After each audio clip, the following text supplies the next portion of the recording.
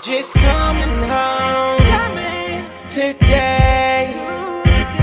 So God bless America, the USA. So just coming home today. Welcome everyone back to another episode of the Veteran Kettle podcast. And today we have a very special guest, United States Marine Corps veteran, Corporal James, aka Q-Ball.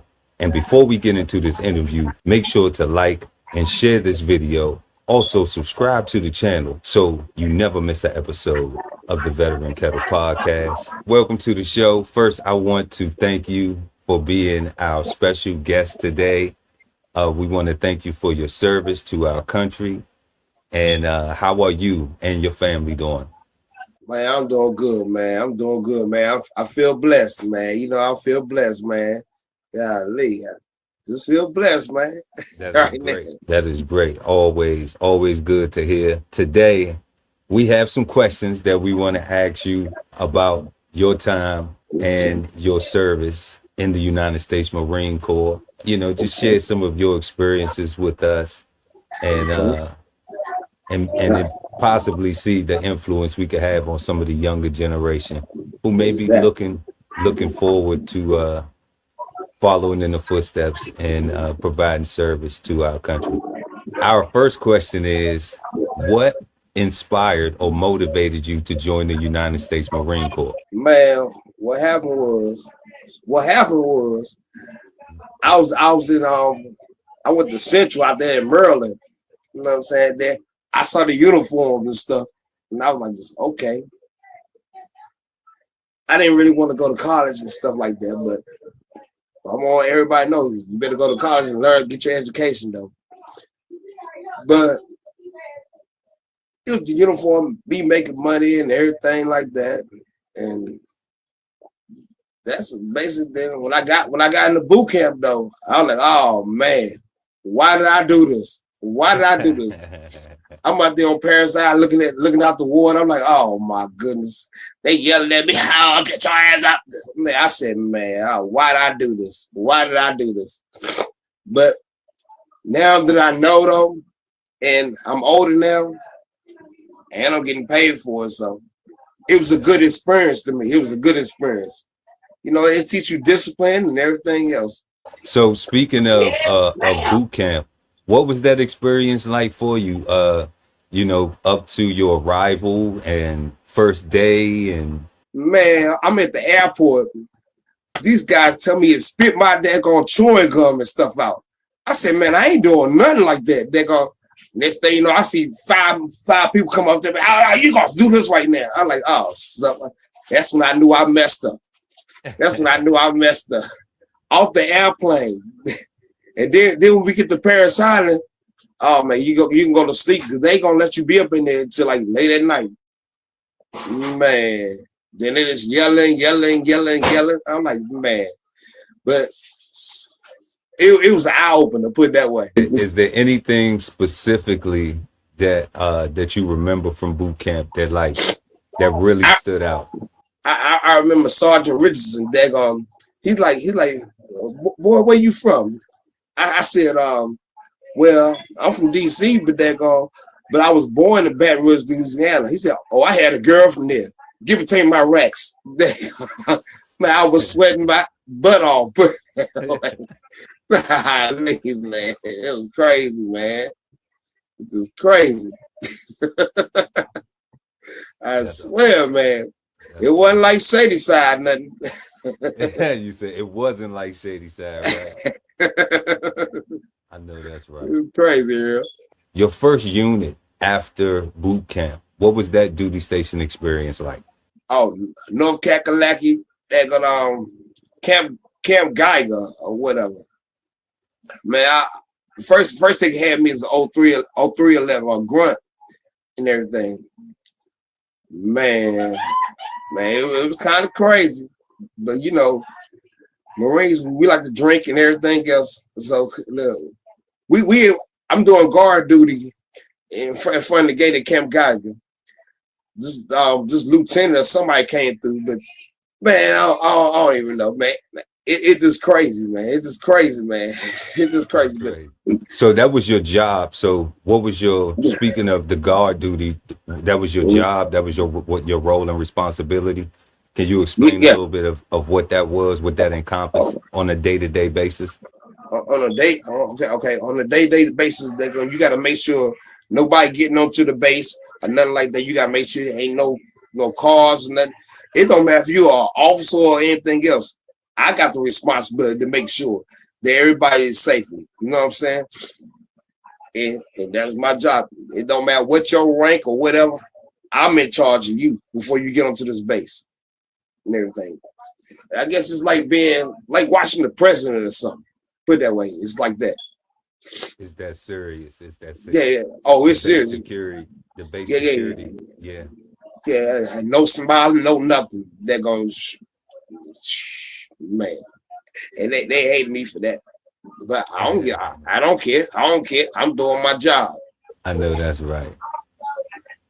So would that be the role of that would be like an MP, right?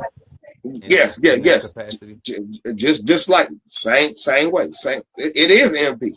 Okay, so that is an MP. And was that your only job? No. After that, I was 0811 artillery cannoneer. So that, I'm guessing, would be in your combat capacity. Yes. All right.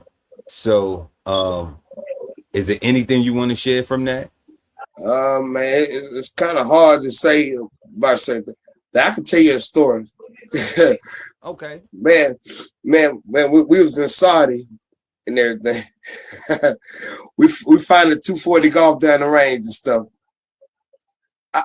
Like being 0811, we never know what we shooting at or whatever. They just call it in the fire mission, and they go, we didn't shooting. But this one, I think we was trained or something. My homeboy Nino, I ain't gonna tell all his name, his rank, and all that stuff, but he in North Carolina right now. Man, I had to change the barrel, and it was a bullet left in the round inside the barrel, and it just blew up, backfired on us. No. Everybody rushing towards me because I had blood and stuff all on my face and everything else. And the casing hit his leg. He passed out. Man, one thing I can say though, them helicopters came fast. I'm telling you, man, it came fast, man. Yeah. It's just a whole lot of stuff I can't really talk about, but that was the exciting part. That's the exciting part. No, that's great. That's wonderful. And we just, just to give the young people a glimpse into what it's like as a United States Marine Corps serviceman, and just some of the stuff that you experienced on. I'm gonna tell you some good parts right now. Good parts when you got your liberty and everything, you going out, you're gonna have fun. You know what I'm saying? Yeah. Right. But you also gotta remember that it's some major important parts. Like what they always say, when you in America that gonna just sleeping, you gotta think about what we are doing out there, outside in the United States. Because you gotta be proud and thankful. It's young people. When I went to the service, I was 17 years old. But guess what though? It was one of the best things I could ever do. I think about it now. Because now I really ain't gotta work for the rest of my life. But they're gonna guess what though? Hey, I'm still good though. That's right. I'm still good. So it's kids out here right now. They thinking they're gonna a gun gonna save you or whatever like that. Nah, because somebody else got a gun too. Everybody got guns. If I was to tell you something right now, don't do it. Put the guns down. If you can't fight with your hands, put the guns down. Because Like I said, somebody else got one too. That's right. And bullets ain't got no names on them. That's the truth. So those skill sets, even working in that capacity, even as a police officer, a military police, a MP in that capacity, even in your infantry capacity, how you just so eloquently put how, you know, you don't have to right now go and seek employment. But if you were to take those skill sets and transition into a civilian career, how would they apply? What type of jobs or positions would you think that they would apply to for you to be able to go walk right out of the military and go right into a new career field? You can become a police officer and everything else. Look, I still do security. I still do security and everything, and I'm about to be a bounty hunter and everything too. But okay, so I mean, but it's still hard. It's still hard though to be in my situation, being a combat Marine and everything like that. It's hard out here. So if I would tell anybody, if they go into the Marine Corps or go in any branch, make sure you know. Don't let your recruiter sit there and lie to you, because all he doing is trying to meet a quota. He trying to meet a quota. Make sure you go and get you a job that you're going to have on the outside too. See, I didn't really know. I was like, look, I'm just getting away from my aunt's house. I'm getting away from everything else. I'm just seeing the money and everything like that. But when you go in there, just make sure you get a job that you can take on the outside with. I'm not saying my job combat stuff wasn't bad. Man, it might be bad, but it was good in the long run too. Right. So that's great. That's great, because the next question that I had for you was, what advice do you have for young people thinking of a career in the military? And you just said, you know, when you're going in and you interacting with your recruiter, you know, think about all of the jobs, make sure that you question them, and make sure that you get all of the jobs so you can be fully informed, just in case you're not going to make it a career and you're looking to transition after you complete your active duty service time and go back into the civilian sector. Is there anything else that you would be able to share with for young people in that capacity? Something else other than that's going in. What would they need to do, like being on active duty? What things do you think that if they did, it would prepare them better for when they transition, if they didn't make it a career? You got, if you inside there, make sure you ask questions. If you don't ask nothing, they ain't gonna give you nothing. If you don't ask, they won't give you nothing. So make sure you got your mind frame to ask questions and ask for everything, because you got a whole lot of stuff they'll give to you right now, and I'm just learning this stuff right now. Yeah. So if you don't ask, they won't give it to you. Yeah, definitely. I agree that that all of the branch of services need to do a lot better in the pass down of the information of the benefits and resources that the service members have. And that's why we say here at the Veteran Kettle, you know, we try to give our best to honor and support our veterans. Exactly. And that's great advice. Thank you for that, Q. I just want to take a quick break from our interview to share some exciting things that we have going on here at the DBCHEFTV network. Also, make sure to smash that like button and subscribe to the channel. The interview will resume right after this. Thanks for watching. This whole publication is all about going from nowhere to somewhere, right? Being able to stand on something so that you can travel in peace, right? So bksoulfarm.com, 1016 160 self-sustainability. Jump on the list and get yourself together, right? Because it is irresponsible to not even know what responsibility means. So get yourself together, food, clothing, and shelter, protection of that, support your interests, and live. Some say that art imitates life, but we say that life is art.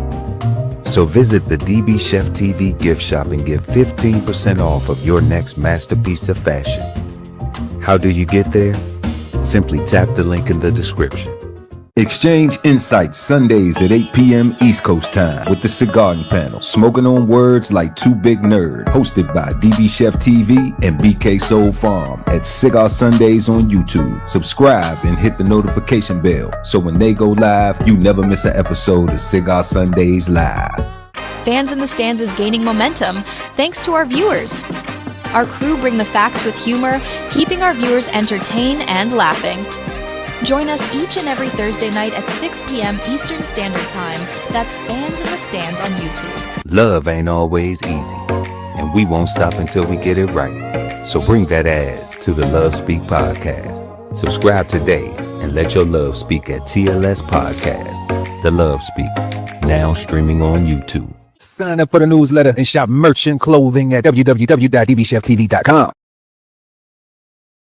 What advice would you have for people transitioning from active duty to retired or civilian life? Just, let's say somebody did 10 years or they did 8 years or 15 years. And they aren't as young, they're not 17 getting out at 21. Maybe they are 17 now, they're getting out at 32 or 33. They thought they were going to make it a career, but then, what advice would you have for them? I'm going to tell you right now, they're going to stack your paper up, open up at least 2 bank accounts, and then don't even worry about it. Don't even worry about it. Put a little bit of money somewhere to the side and everything. So when you get older, you have that money.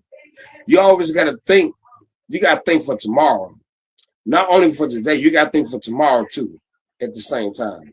Because you just never know. You never know. You never know. Put it this way, I wish somebody was like this right here on TV right now, telling me and everything what I should have did back in the day. Even though I'm good right now, but I could have been probably a millionaire or something. We would have had a head start. Exactly. If the information was available to us. And that's why we do this. For those service members transitioning from active duty to retired or civilian life, what kind of advice would you have for them in relation to the VA and getting their services and things like that? Now the VA gonna take a long time and everything else, but I got people like my man Erol right here. He been helping me out and everything too. You just gotta. It's stressful. It's stressful. Trust me. If y'all can see that, I'm stressed about everything. But it's like patience. You gotta be calm. But like I said, you don't ask them, they won't give you nothing. In the VA, it does get stressful. I probably gotta go tomorrow to the VA. Right now, right? Hey, but they help me out though. That's because you got to think about. Look.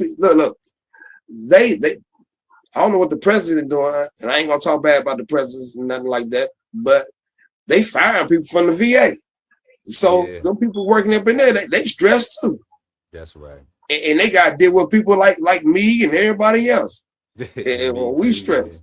It's just crazy, but you gotta think in yourself that you got to be patient with people. You just gotta be patient. I don't know. You just gotta be patient. Yeah, I agree. Patience is key with the VA, and definitely making sure that you are assertive in asking and going to go and get the treatment and benefits that you need. Cue Ball, what was something that you learned while in service that has helped you in life, like your most valuable lesson? Discipline. I was a knucklehead, put it that way. I was a knucklehead. You know what I'm saying? and you just gotta learn. If you don't respect your parents and nothing, man, I was a knucklehead that going down shady side and everything else, busting windows out and everything else. Young kid with gun and everything, man. But it helps you to learn how to focus your skills and stuff. Because when you get older, you got bills, responsibilities, and everything else. So the military really helped me focus on putting everything together. putting everything together. So discipline is always something. Sometimes you gotta listen, even if you're wrong, even if you're old right now. I still gotta learn. Because they tell me to shut my mouth and everything else. you always gonna learn from somebody else. You never stop learning. No matter what your age is, you never stop learning. You never stop learning. So when you learn something, teach one, reach one. Come on now. That's right. That's all I say. That's right. That's right. Now I love that discipline and the fact that you never stop learning. Yeah, that is definitely some infinite wisdom that people don't often get exposed to. So now that you are no longer on active duty, you know, and out here, you know, doing things to keep our country safe, like you were in your capacity, which we thank you for. How do you spend your days? Oh well, I'm a portrait artist. I help doing music with my peoples and stuff, DJing and everything else. Okay. You know what I'm saying? But it took me a long time to get here. It took me a long time to get here.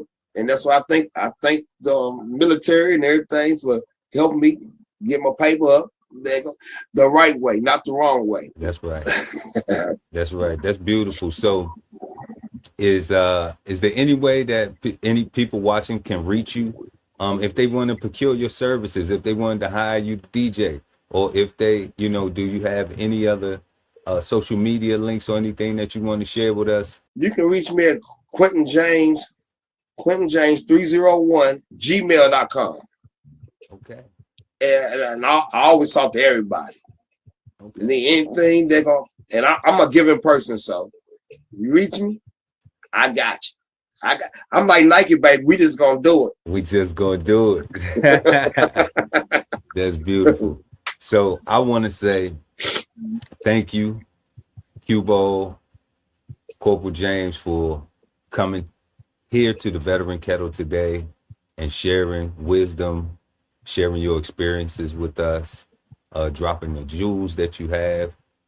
We really appreciate it. We want to thank you for your service and your sacrifice. And you always have a home here at the Veteran Kettle Podcast. You know, we go back like 4 flats. So all you got to do is let me know what the move is, and we gonna bust a move. So all right. Thank you so much for joining us. Thank you for your time, love and prayers with you and to your family. And that's all we have. And we will see you all next time right here at the Veteran Kettle Podcast. Make sure to like and share the video. Also subscribe to the channel. We appreciate it. Peace. This whole publication is all about going from nowhere to somewhere, right? Being able to stand on something so that you can travel in peace, right? So bksoulfarm.com, 1016 160 self-sustainability. Jump on a list and get yourself together, right? Because it is irresponsible to not even know what responsibility means. So get yourself together, food, clothing, and shelter, protection of that, support your interests, and live. Some say that art imitates life, but we say that life is art. So visit the DBCHEFTV gift shop and get 15% off of your next masterpiece of fashion. How do you get there? Simply tap the link in the description. Exchange insights Sundays at 8 p.m. East Coast time with the Cigar Panel, smoking on words like Two Big Nerd, hosted by DBCHEFTV and BK Soul Farm at Cigar Sundays on YouTube. Subscribe and hit the notification bell so when they go live, you never miss an episode of Cigar Sundays Live. Fans in the Stands is gaining momentum thanks to our viewers. Our crew bring the facts with humor, keeping our viewers entertained and laughing. Join us each and every Thursday night at 6 p.m. Eastern Standard Time. That's Fans in the Stands on YouTube. At the Veteran Kettle Podcast, we thank you for your service, support, and sacrifice to our country. Listen to real stories of adversity and triumph as we give our best to honor our vets.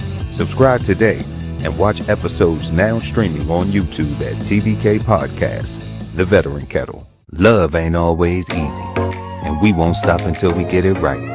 So bring that ass to the Love Speak podcast. Subscribe today and let your love speak at TLS Podcast. The Love Speak, now streaming on YouTube. Sign up for the newsletter and shop merch and clothing at www.dbcheftv.com.